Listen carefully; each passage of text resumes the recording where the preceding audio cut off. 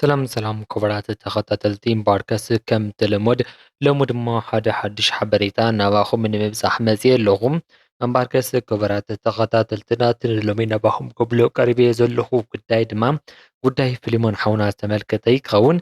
ከም ዝፍለጥ ሓውና ፊሊሞን ካሜራማን ኣብ ትግራይ ብፍላይ ድማ ቅድሚ 4 ወርሒ ኣቢሉ ከቢድ ማለት እውን ግፍዓዊ ብዝኾነ መንገዲ ተጫውዩ እስካብ ሕጂ ድማ ዳሃዩ ከይተረኸበ እዩ ፀኒሑ። ሕጂ ድማ ኣዝዩ ብዘገርም መልክዑ ሓደ ሓድሽ ሓበሬታ ተረኺቡሎም። እዚ ሓድሽ ሓበሬታ ድማ ዳሃይ ፊሊሞን ሓውና ተረኺቡ እንዳተባሃለ እዩ። እንታይ እዩ ዝብል ድማ እስካብ መጨረሻ ምሳና ፀኒሕኩም ክትሰምዕዎ ክኸውን እዩ።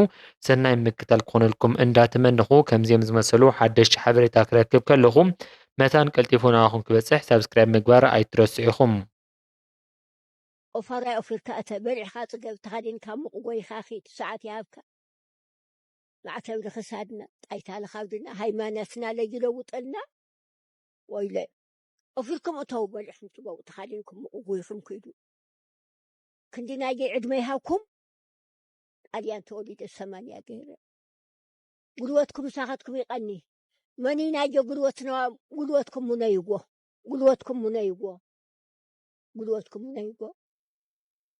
እምባርከስ ክቡራት ተኸታተልትና ከም ዝፍለጥ ሓውና ፊሊሞን ዘይፈልጦ ሰብ የለን ክንብል ንኽእል ኢና።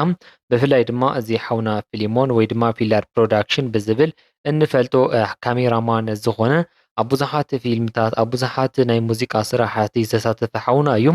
ኣዝዩ ድማ ብጠባዩ ምስኩን ብዙሓት ፈተውቲ ዝነበርዎ ብዙሓት ሰባት ዝፈትዎ ዓይነት መራያ ዝገብርዎ ዝነበረ እዩ።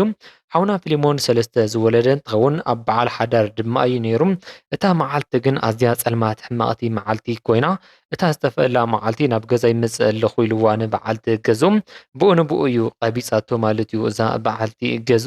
እምበኣርከስ እዚ ሓውና ኣብ ፈለማ ብባጃጂ ተጨዊኡ በዓል ባጃጂ ተወሲዱ ንገንዘብ ክብል ሰብ ጨዊዎ እንዳበለ ብዙሕ እንዳተዛረበ ፀኒሑ እዩ። ይኹን እምበር እቲ ጉዳይ ብፍላይ ድማ እቲ ናይ መጭወቲ ሓውና ፖሊስ ናይ ትግራይ እውን ስቕ ምምራፁ ስዒቡ ብዙሓት ሰባት ነቲ ጉዳይ ብዓይኒ ጥርጣረ ክርእይዎ ፀኒሖም እዮም። ብፍላይ ድማ ምስ መንግስቲ ናይ ትግራይ ተታሒዙ መንግስቲ ባዕሉ ድዩ ጨዊዎ ወይ ድማ እቶም ተቃወምቲ ዝበሃሉ እዮም ጨውዮሞ ዝብል ድማ ንብዙሓት ሕቶ ኮይኑ ፀኒሑ እዮም።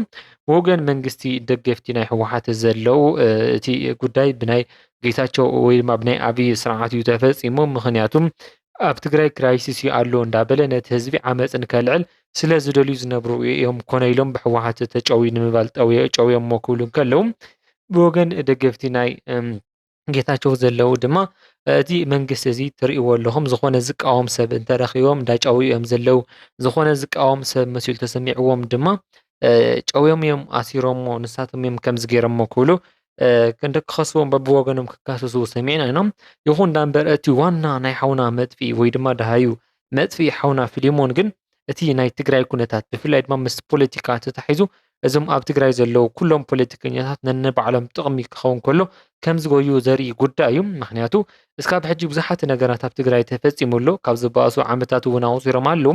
ኣብ ትግራይ ግን ዘጋጥሙ ብዙሓት ነገራት ኣለዉ። ንጌታቸው ዝጠቅም መሲላ ተሰሚዓቶ ናይ ጌታቸው ደጋፊ ኣሸጎዳይ እናበለ ኣሽቃላሊ ይፃወት ማለት እዩ። ብናይ ህወሓት እውን ከምኡ ተመሳሳሊ ንሕወሓት ዝጠቅም መሲላ ተሰሚዓቶ ኮለል ክብሉ ኣይቆኒ ማለት እዩ። ኣብ ናይ ህዝቢ ጉዳይ ግን ኦልሬዲ ቶታሊ ረሲዖሞ ንሪኦም ኣለና። ህዝቢ ምዕራብ ትግራይ እውን ክንደይ ናይ ተፈናቂሉ ከም ዘሎ ማለት እዩ። ሕፅር ብዝበለ ስለ ፊሊሞን ዝነበረ ዝካበልኩ ናብዚ ናይ ሕጂ ዝረኸብናዮ ሓበሬታ ክመልሰልኩም ከለኹ ድማ ሓውና ካሜራማን ፊሊሞን ድማ ኣዝዩ ብዘገርም መልክዑ ኣብ ኤርትራ እዩ ተኣሲሩ ዘሎ ክብሉ ብፍላይ ክብሮም ኣያሉ ዝብል ዝፀሓፎ ብዙሓት ሰባት እንዳተቀባበልዎ እዮም ዝርከቦም። ኣሕሊፎም ዝሃብዎ ናይ ፀጥታ ኣካላት ስምኩም ከየውፀኩም ተዘራሪብኩም ብቆልጥፍ ክትመልስዎ ዕድል ክህበኩም እየ ዝበለ ክብሮም ኣያለው ዝተባሃለ ሓውና ሰሙን ሂበኩም ኣለኹ ጀነራል ጉዕሽ ገብረን ታደለ መንግስቱ ሃይለን ደጀን ኣብርሃ ሓዊሱ ብዙሓት ሰባት ናብ ኤርትራ ክወስዱ እዩ ተሓሲቡ ነይሩ ግን ኣይተሳኽዐን። ጀነራል ገብረ ዴላ ተቃዊሙ ምሳየ ኣይተሳፈጡ ጥራሕ ጌጋና ኩልና ንኣትም ወይ ድማ ንጀነራል ገብረ ዴላ ማለት እዩ ልዑል ክብሪ ኣለኒ ነዘን ጌጋታት ክትእርምዎን ናይ 5 መዓልቲ ዕድል ሂበኩም ኣለኹ ክብል ድማ ጽሒፉሎ ማለት እዩ።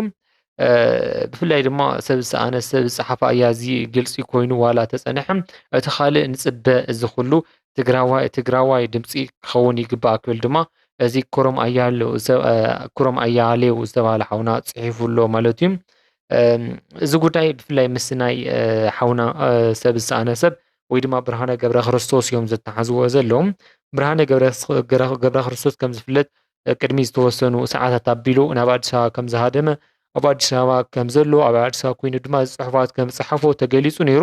ይኹንና እምበር ሕጂ ብርሃነ ገብረ ክርስቶስ ባዕሉ ወፂኡ እውን ናብቲ ሚድያ ወፂኡ ማለት እዩ ኣነ ኣብ መቐለ እየ ዘለኹ ኣይከድኩን ሰመይ እውን ኣይተፀለምዎ ክብል እውን ተዛሪቡ ኣሎ ማለት እዩ። ይኹንና እምበር ሕጂ እውን ናይ ሓሶቱ ድዩ ወይ ንሓቂ እዩ ኣብ መቐለ ዘሎ ድማ ንብዙሓት ሕቶ ኮይንዎም እዩ ዝርከብ። ምክንያቱ ብቪድዮ ወፂኡ ኣይተዛረበ እንዳበሉ እንዳኸሰስዎ ስለ ዝርከቡ ማለት እዩ። ሕጂ ድማ ናይ ሓውና ፊሊሞን ፊላር ፕሮዳክሽን ካሜራማን እቲ ኩነታት ናብ ፖለቲካ ብምጥምዛዝ ፖለቲካዊ ካስቢ ንክረኽቦም ብክልቲኦም ወገናት ይሰርሑ ኣለዉ ማለት እዩ። ሕጂ እዚ ክብሮም ኣያሌው ዝብል ዝፀሓፎ ፅሑፍ ናይ ጌታቸው ረዳ ደጋፊ እዮም። ብካሊእ ወገን ድማ ናይ ህወሓት ደገፍቲ እውን ግብረ መልሲ ክህቡ ከም ዝኽእሉ እዚ ርዱእ ነገር እዩ። ምክንያቱ እዚ ጉዳይ ናብ ፖለቲካ ወጢጦም ወጣጢጦም መእትዮሞ ኣለው ማለት እዩ። እዚ ድማ ኣዝዩ ማሕዘን እዩ። ምክንያቱ ሰብ ዝኣክል ብሰብ ፖለቲካ ምስራሕ ብሰብ ምቕላድ ድማ ክንደየናይ ከቢድ ምዃኑ ንስሕቶ ነገር ኣይኮነን። ኦልሬዲ ትግራይ ግን ዕጫ እዚ ኮይኑ ንሪኢ ኣለና ማለት እዩ። ኩሉ ፖለቲከኛ ዝበሃል ኩሉ ንሰግደሉ ዝነበርና ወታደራዊ መራሒ ይኹን ፖለቲከኛ ይኹን ናብ ናይ ባዕሉ ጥቕሙ እንዳተጓየየ ትግራይ ረሲዖማ ትግራይ ድማ ናብ ዘይትሰኣሉ መሃሙቕ እንዳደብረይዋ ይርከቡ ማለት እዩ። እምበር ክስ ኣብ ትግራይ ብዙሓት ነገራት እኳ ተጋጠሙ እዚ ጉዳይ ግን ፍልይ ብዝበለ መልክዑ ፖለቲካዊ መንገዲ እንዳወሰዱ ፖለቲካዊ ነገር ዘለዎ ይመስል ማለት እዩ። ካብ መጀመሪኡ ኣነ እውን ናይ ቀደም ቪድዮታተይ ክትሪእዎ ትኽእሉ ኢኹም ፊሊሞን ጠፊኡሉ ኣብ ዝነበረሉ ሰዓት እቲ ጉዳይ ፖለቲካዊ ትሕዝቶ ኣለዎ እየ ዝብል ነይረ። ምክንያቱ ፖለቲካ ዘይብሉ ነገር እቲ ፖሊስ እውን ቀልጢፉ ግዘ ኣይመወሰደሉን ነይሩ ክንድዚ ዝኣክል ግዘ ክወስደሉ ኢልካ ዘይሕሰብ ፖለቲካ ስለ ዘለዎ ግን እቲ ሓውና እዚ እስካብ ሕጂ ከምዚ ንሪኦ ዘለና ኣጋጢሞ ኣሎ ማለት እዩ። ሕፅር ብዝበለ እዚ ይመስል እቲ ንሎሚ ዝነበረኒ ዘለኒ ሓሳብ ርዲእቱ ናካፊለኩም እየ። ጌጋ እንተኮይነ ድማ ኣብ ቦታ ኮመንት እንዳመፃኹም ክትፅሕፉኒ ተስፋ ይገብር። ኣብ ቦታ ኮመንት ኣርሙን ኢኹም ጌጋ እንተልኒ ጌጋ ኣለነ ኢለ እኳ ይኣምንን። እዚ ናይ ሓውና ፊሊሞን ግን እዚ ይመስል እስካብ እቲ ዘሎ ሓበሬታ ማለት እዩ። እስካብ ሕጂ ዝሃተልኩም እንዳመስክርኩ ኣነ ብዚ ክፍለየኩም።